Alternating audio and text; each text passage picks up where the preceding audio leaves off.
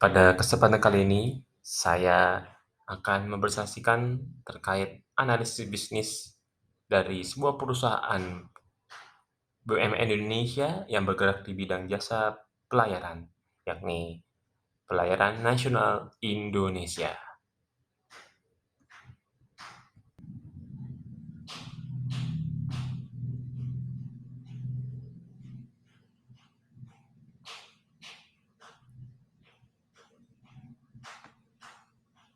Berdiri sejak 1952, Pelni melayani jasa transportasi laut serta mengoperasikan 8 kapal tol angkatan bahan pokok dan bahan bangunan infrastruktur.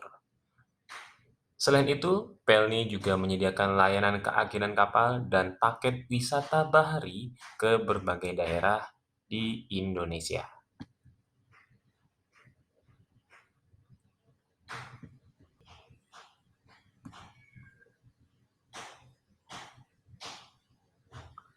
Berikut ini adalah struktur organisasi PT Pelni Persero.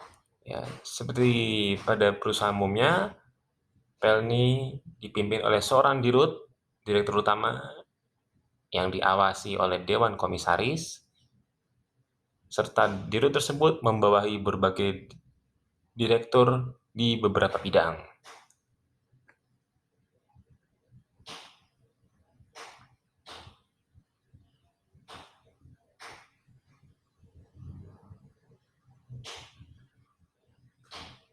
Berikut ini adalah bisnis model kanvas daripada Pelni. Pertama, key partners. Pertama, ada Kementerian Perhubungan selaku regulator dan juga penyedia kapal.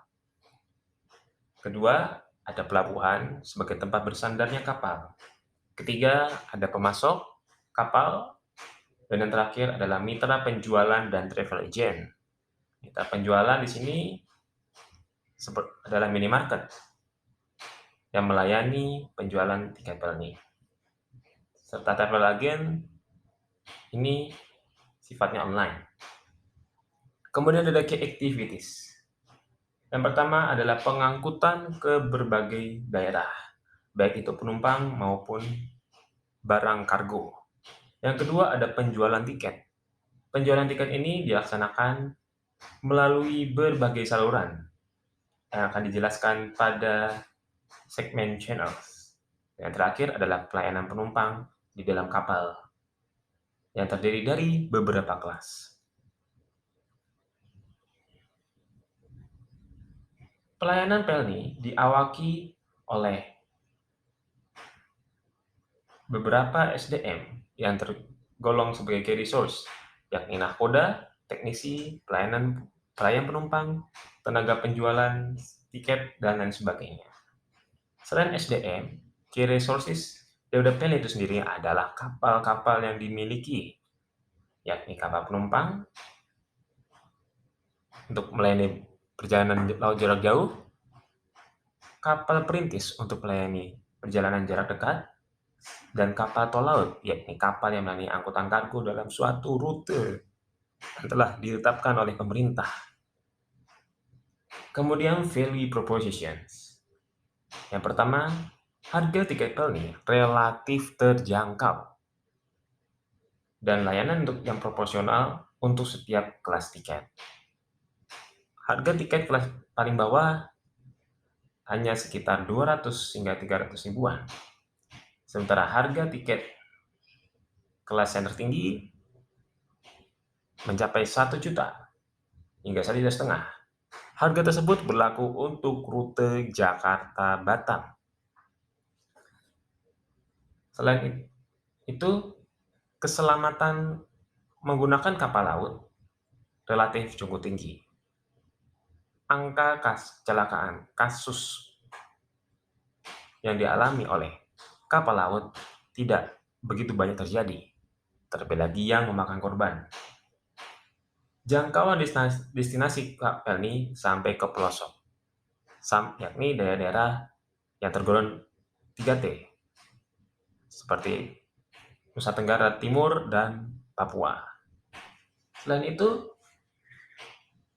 Oleh karena keterlibatan Pelni dalam menyukseskan berbagai program pemerintah, seperti Tol Laut dan F1 Mandalika 2022 yang menyediakan akomodasi gratis bagi para penonton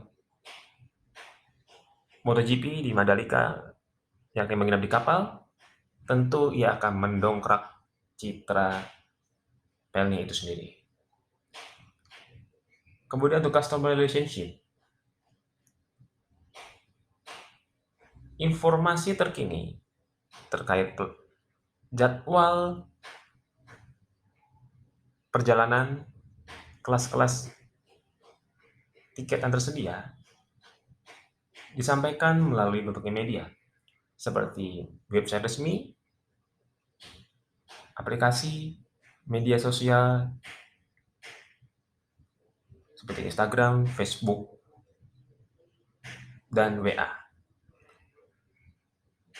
Siapa saja dapat menghubungi Pelni di call center, email, media sosial apabila ingin mengajukan tuntutan atau menyampaikan keluhannya.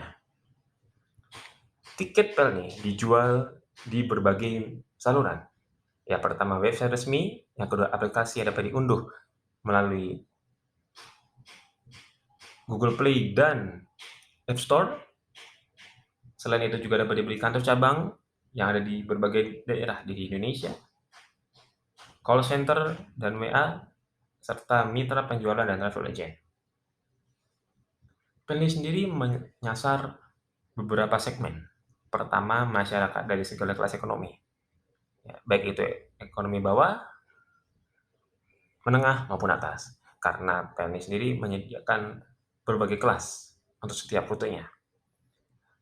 Pelni menyasar masyarakat yang gemar menjelajah laut, karena dalam perjalanannya melalui kapal Pelni, kita disuguhkan dengan pemandangan laut yang beberapa di antaranya cukup menakjubkan. Selain itu, Pelni menyasar masyarakat yang sanggup menunggu waktu lama untuk sampai tujuan, sebab perjalanan dengan kapal Pelni sendiri biasanya memakan waktu lebih dari 1 hari, bahkan ada yang hampir seminggu atau lebih. Kemudian, Pelni juga menyasar masyarakat di daerah yang dilintasi kapal Pelni. Cost structure terdiri dari fixed cost, yakni gaji pegawai, biaya perawatan kapal, serta biaya operasional berbagai infrastruktur seperti internet, telepon, dan lain sebagainya. Variable cost adalah bahan bakar kapal dan biaya sendiri pelayanan penumpang. Biaya ini dapat berubah tergantung berapa perjalanan yang dilayani. Kemudian untuk revenue streams, ya, pendapatan diperoleh dari berbagai saluran, seperti penjualan tiket, biaya pengangkutan barang, kargo, serta penjualan barang dan jasa di kapal, seperti menjual makanan, kios yang dibuka di kapal, dan sebagainya.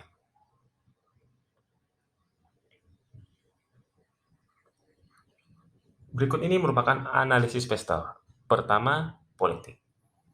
Kebijakan pembatasan pergerakan di tengah pandemi tentu mempengaruhi jumlah penumpang yang menaiki kapal Pelni. Kebijakan transportasi dan infrastruktur yang dapat menyebabkan meningkatnya jumlah armada yang dioperasikan oleh Pelni. Apabila dibuka pelabuhan baru dan rute-rute baru, maka tentu meningkat.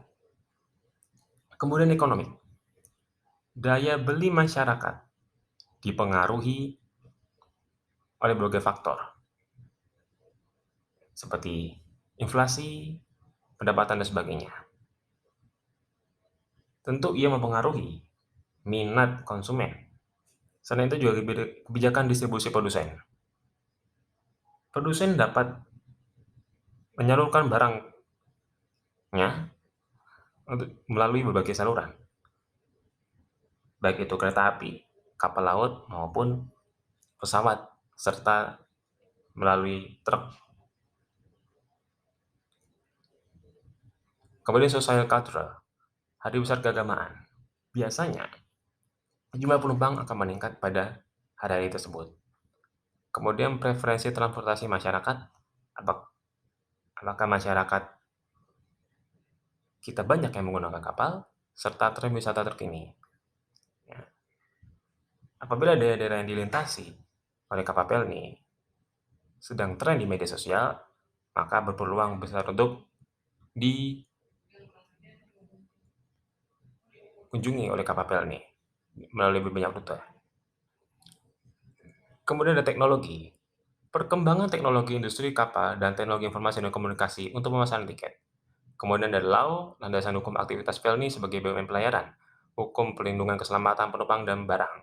Setiap aktivitas pelni seperti pelayanan kapal perintis dan tol laut dibuat atas landasan hukum. Kemudian environmental adalah kondisi cuaca dan iklim serta keadaan di dalam perairan.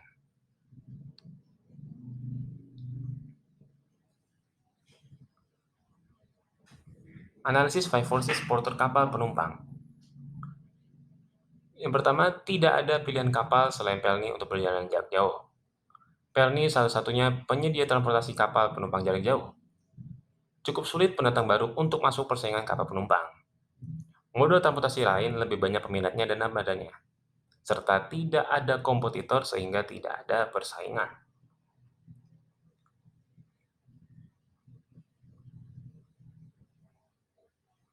Untuk kapal barang sendiri, ada sedikit perbedaan.